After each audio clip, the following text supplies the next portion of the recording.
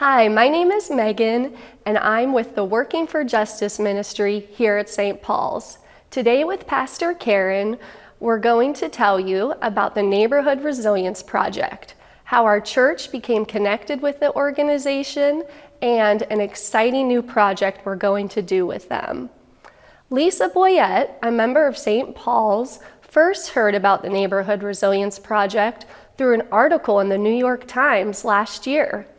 She read that they were helping underserved communities combat the coronavirus. She realized that this work was happening right here in Pittsburgh's Hill District. Our first engagement with the Neighborhood Resilience Project was the Trauma Teddy and Clothing Drive this past December.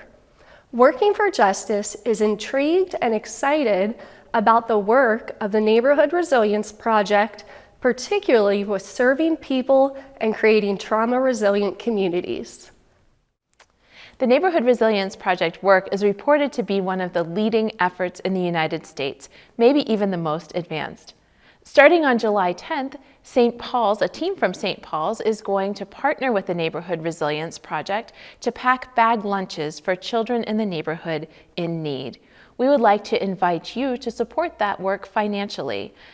You can give on the St. Paul's app. There's a tab that says Neighborhood Bag Lunches, or you could write a check and put Neighborhood Bag Lunches or Neighborhood Resilience Project in the memo line. We'd also like to invite you to join us in the kitchen and help actually physically pack the lunches. You can contact Megan or me or Michael DeMonte for details on that. We would love to have you.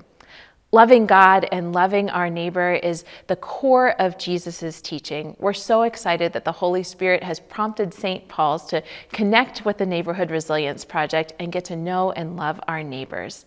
Here's a short clip to help you learn more about what the Neighborhood Resilience Project is doing.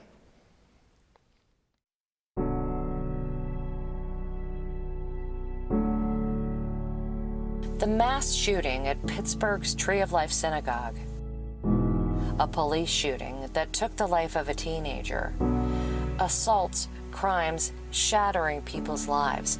They all have something in common, but maybe not what you think. How's everybody doing today? Reverend Paul Abernathy and his staff and volunteers from the Neighborhood Resilience Project in Pittsburgh's Hill District have been present at these tragedies.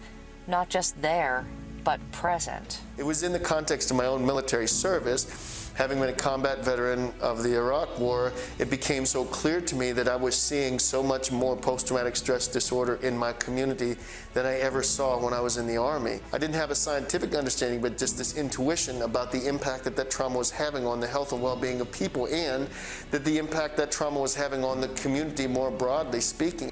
Experts call this community trauma. Death is the worst, but it's not the only trauma. It's not that everybody here has lost to Sunday gun violence, but everybody knows somebody who has. Not everybody here is a relative incarcerated, but everybody knows somebody who has. Not everybody's been evicted, but everybody knows somebody who has. And this is very widespread. And of course, in our community, it doesn't go back decades. This kind of trauma goes back centuries.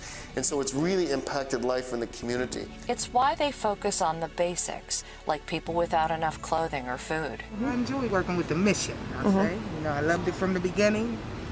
We were focusing on occupation and compassion and understanding and service, under the name of the Lord. When you want to change something in your life, you got to do something different. Hunger is a debilitating force. This is a debilitating condition.